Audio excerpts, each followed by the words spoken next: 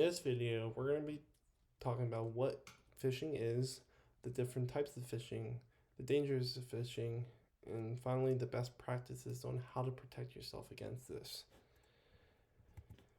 So, first of all, what is phishing? So, phishing is defined by the Cybersecurity Infrastructure Security Agency as phishing attacks are emails or malicious websites that are used to infect your machine with malware and or oftentimes also collect personal, financial, health, and a bunch of other information about you. So again, as you can see in this definition, could entail using malware, viruses, keyloggers, which are forms of malware and viruses, to collect this information, and or also the phishing emails and these like emails, texts, whatever it may be, could also be used to would oftentimes actually be used to get the malware onto the computers and or not only computers but also like mobile devices and any other technical device. So there are a couple different types of phishing. So there's just your general phishing first, which is pretty much emails to try to get you trick you into giving this information.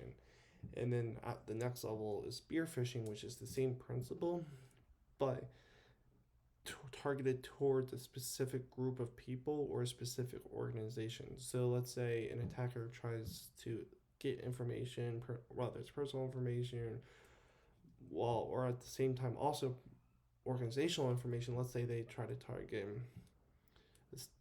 let's say ABC Corp, and so they send emails to all their employees, and so that would be an example of spear phishing. They're sending the specifically to that organization and to the employees of that organization.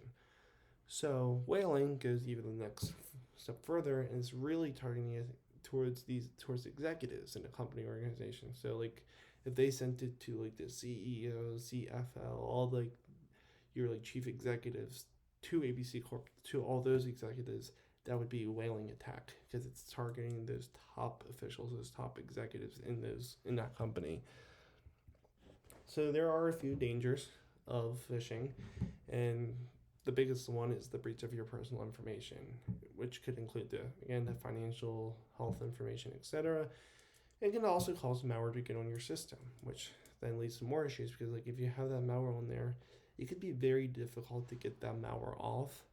But at the same time, depending on the type of malware and depending on how it's configured, it could then spread to other computers, other devices within the network that you're connected to, which then again just causes even more threats and to, in this case, the university that you're at, and then could start leaking information from the university as a whole, not just individual devices, but if it got onto like servers or other places, they could gather information from there.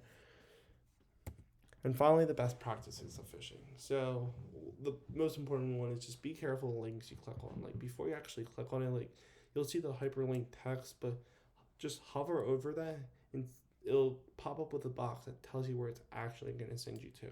Because you can change the text of what's linked. So making sure you're actually looking to see when you click on that, where is it actually taking you to. So just look at the URLs that it's sending you to, watch out for them. Also, strengthen your login accounts and to include multi-factor authentication.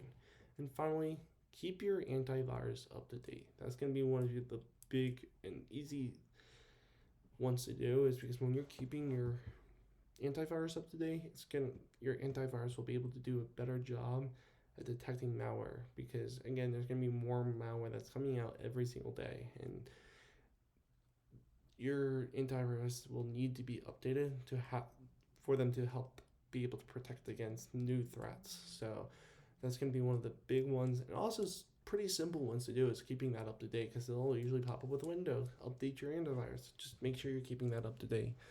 Other than that, just again keep an eye out. Look at what you're clicking. Look at attachments that you're clicking because another type of thing that might is macros, which can be embedded into documents, which then can perform a wide range of tasks to include installing malware. So again, just really be careful what you're clicking. If you get an email from an unknown person, or you're not expecting an email from a person with an attachment, call them, be like, hey, did you send this? Because who knows, that person's account might have gotten compromised and sent this to you. So just be careful about what you click on in emails, especially links and attachments. So this does conclude this video on phishing. So again, just make sure you follow these best practices.